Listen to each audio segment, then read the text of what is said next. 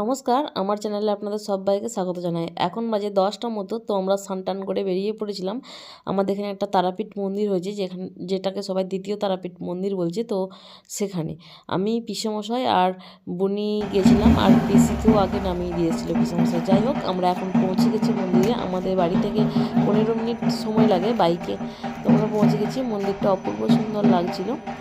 আর তারপর আমরা পুজো দেওয়ার জন্য ডালা কিনে নিয়েছিলাম। কিনে নিয়ে মন্দিরের মধ্যে প্রবেশ করেছিলাম। তারপরে পিসিমণি ঘন্টা বাজিয়ে দিয়েছিল, বুনি পিসেমশাই সবাই মিলে ঘন্টা বাজিয়ে দিয়েছিল। ঘন্টা বাজিয়েই মন্দিরে প্রবেশ করতে হয়।